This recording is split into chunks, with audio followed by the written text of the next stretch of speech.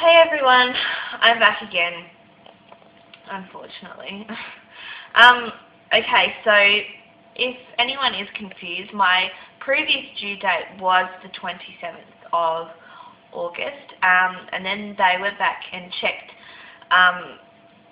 my scans, and two of my scans didn't match up, and I had to have another scan, and they gave me a new due date of September the 8th. So that's been and gone. That was 2 days ago on Tuesday. So 40 weeks plus 2 days at the moment. And I'm spewing because I was so looking forward to the 27th and counting down, yep. And then they changed it, and that, added like an extra, 10 days or something onto my due date, extra 10 days to wait, and I'm still going. Okay, so I can't remember if I mentioned it, but in my last video, but at 37 weeks, they checked me, and the midwife said, "Oh, I think her head is stuck under your ribs," and she got an ultrasound machine and checked, and sure enough, she had flipped around into breech position, and her head was actually stuck under my rib cage. So they discussed the possibility of having a C-section, and I was really upset because I don't want that. I'm planning on water birth, and the thought of surgery I just hate the thought of it. So they booked me in for a procedure called an ECV. So basically, I went in, they gave me a trace, like the baby's heartbeat and her movements for half an hour. Then they gave me a drip and gave me a liquid form of Ventolin to relax my uterus, lied me down on the bed, and then they put the jelly all over my stomach, and the doctor came in and pushed manually on my stomach to move her around, and it hurt like hell. And they didn't tell me that it was going to hurt at all. And I was crying, and I had to use labour breathing techniques to get through it.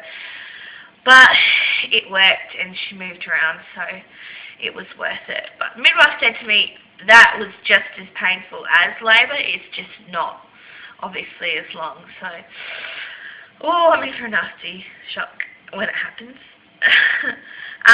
At 38 weeks, I tried the castor oil.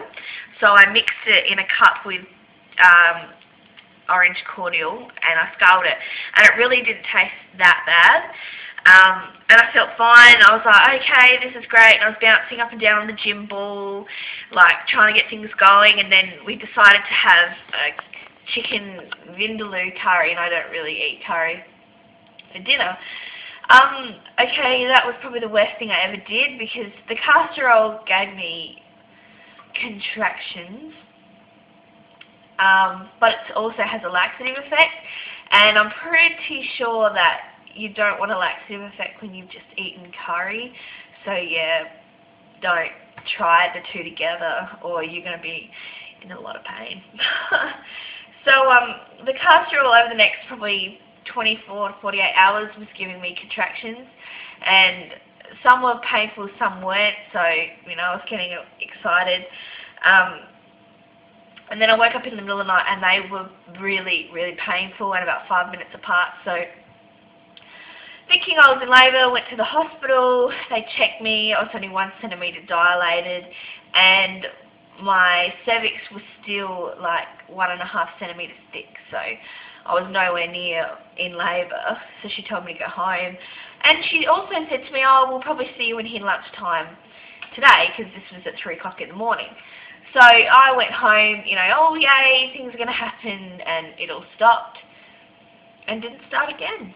I've had sort of contractions on and off here and there, mostly Braxton Hicks. They're really, they're strong, and they feel like they almost take my breath away, but they're not really painful. Sometimes I'll get painful ones, but basically they said to me last week at my 39-week appointment, I need to stop thinking that labour's coming, just forget about it, relax, because otherwise I'll just prolong it even more. So I had an appointment on Monday, today's Thursday. She checked me again, still only 1 centimetre dilated, and I was so upset. And I asked her to do a membrane sweep, and she tried, but she said my cervix was still too high up, and she got a little bit done, but not very much. It was really painful what she did do. But I didn't have any bleeding or anything, because I guess she basically couldn't do much, and I was really upset because, I just feel like I've been pregnant forever. It's driving me insane. But we've got everything ready now. We've done the nursery now. My partner wants to put a border around, but we'll see. So I'll do a separate video of that, because it looks heaps better than the last time I showed you. So yes, I've got another appointment on Monday, and if I haven't given birth by then, I'll be booking my induction. And they will be making it so that my induction will be when I'm 40 weeks plus 10 days. And I can't believe they let you go that late. It just sucks big time. I'm so uncomfortable. My stomach is massive. I just feel like I can't do anything, because I'm just so huge and so swollen. My head, my feet, my face, my arms, just swollen, fluid. It's just a joke. I'm so over being pregnant. You know, it was fun for a while there. It's now, get it out. So over it, so anxious, and I so want to see my little girl. I hate it. So many people that I know that have been pregnant and that were even due before me, they've all had their babies. Even they've had their babies premature or, whatever, but they've all had their babies, and I'm still here and I'm still pregnant, and it sucks. I hate it. I hate it, hate it, hate it. So I'm not going to do any more videos apart from the nursery video until I have the baby, because I'm going insane. Yeah, if anyone has any questions, ask away. I'll answer them. I guess I've got nothing else to do. I'm so bored. I am so bored. I just need this baby out. And I know that so many people have said to me, once she comes out, you'll be like, put her back, she doesn't sleep. She cries all the time. Oh, it's got to be better than now, because I'm so bored cleaning already clean things. Just